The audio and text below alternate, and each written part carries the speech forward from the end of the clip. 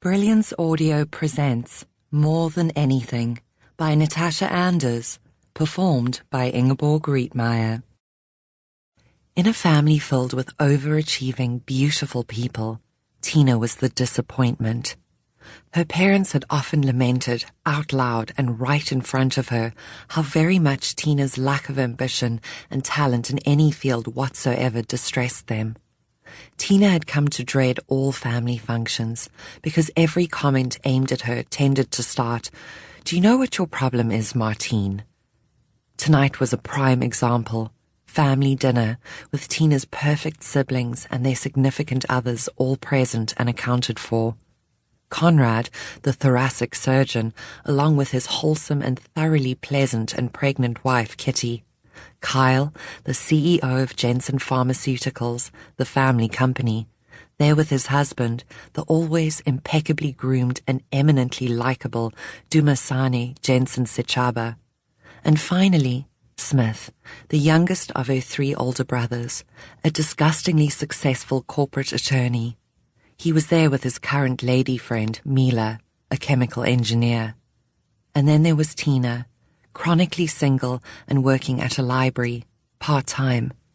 One could argue that because of the substantial inheritance she'd received from her paternal grandfather, she didn't really need to work. None of them did. But that would be frowned upon by their parents. Jensons earn their lifestyle. The words were practically the family motto, drilled into them since birth. None of this idle rich business that so many of their social peers embraced with open arms. "We're looking to hire a new hospital administrator," Conrad was saying, and Tina tried not to roll her eyes. "You should interview Martine." Seriously? She hadn't even finished college. Her brothers often seemed to conveniently forget how unqualified she was to do any of the jobs they kept suggesting she interview for. She frequently wondered if these lapses in memory were subtle jabs at her lack of further education. She sighed and tossed Conrad a glare before shifting her attention back to her chocolate mousse. She attacked it with single-minded focus, relishing the rich taste of the chocolate. So comforting, so familiar. Martine. Her parents never called her Tina. With the exception of Smith, none of her family did. "You don't mean to finish that entire dessert, do you?" Her mother's sharp and unwelcomed voice intruded into her private chocolate me time and jarred Tina out of her happy place. Her gaze shifted toward the older woman, and she could see how thoroughly repulsed her mother looked at the notion of Tina finishing the substantially sized mousse. And there it was, as if by clockwork, the other disappointment reared its ugly head. Their only daughter wasn't the perfect, svelte, gorgeous creature she should have been.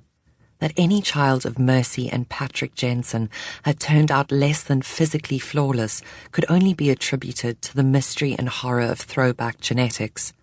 Tina was short and overweight with pale, freckled skin and a shock of bright red hair. Not tall, willowy, blonde, and absolutely gorgeous like her mother, brothers, and father. The cuckoo in the nest, the odd one out. Physically lacking, intellectually ordinary, and, of course, the maker of huge, embarrassing, reputation-ruining and life-altering mistakes.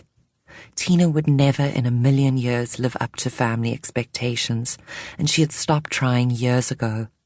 That didn't mean that these family gatherings didn't bother her, not when she always felt like a complete outsider. She pushed her mousse aside, and her mother nodded in satisfaction.